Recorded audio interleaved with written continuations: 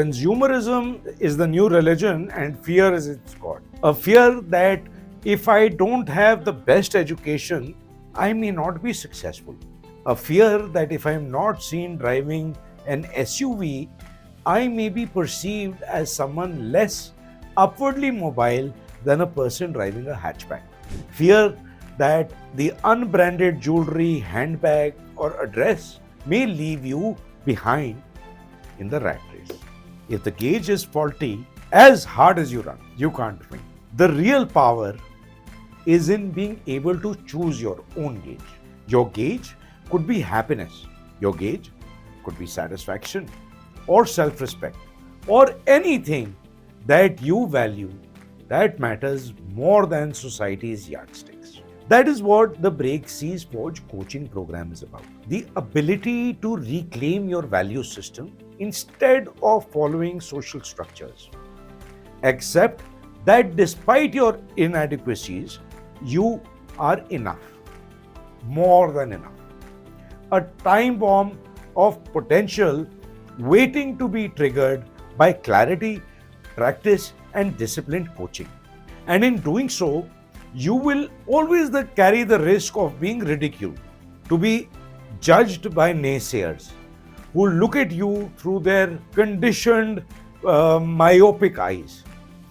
And I tell you this because I've been there. I've been there a lot. So I grew up in awe of authors. Okay? And despite a corporate career choosing me, my childhood dream of becoming an author never left me. It took about 13 failed attempts and numerous years to complete my first manuscript. And this was despite a hectic schedule, extensive travel, and juggling between family and work commitments. And yet, in being my own worst critic, that manuscript was garbage. But it did give me the confidence that if I put my mind to it, I could complete a book. Eventually, I wrote The Homing Pigeons and got rejected by most publishing houses. But somehow, it still made its way into print. The book, after being printed, was endorsed by Shashi Tharoor and Ashok Bankers, both fine authors themselves. And what more does a debut author really need? Sales, you may say. But when the dream was about becoming a published author, why give it the hue of best-selling published author? Is it not our conditioning that requires an outcome to be associated with an event?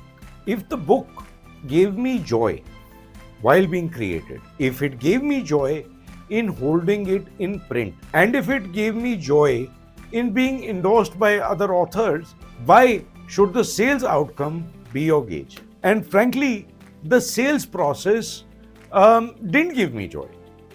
It sapped the energy out of me to go out and do these book signing events and meet people in my author avatar.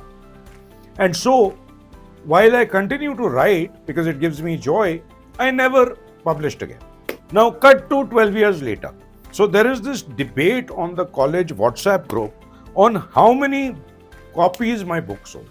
People who can't write a message right will take the onus upon themselves to tell the world that I am not a successful enough author.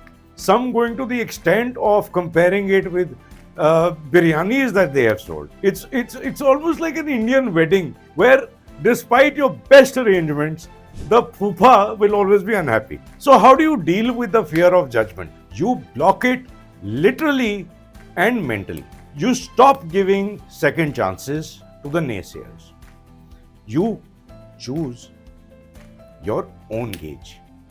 So, biryani boys and WhatsApp phoofas have since been blocked, and I continue to write because it gives me happiness, and that is my gauge. And if you haven't found your gauge or struggle to uphold your values in the face of consumerism, a coach can help. Break, Seize, Forge. The program is designed to help you break free from conditioned fears. Seize what truly matters to you, no matter what society and the world wants from you, and forge a fearless path on your own terms. The first step is courage. The courage to seek help. And this is Sid Bahri signing off. Until next time, be fearless.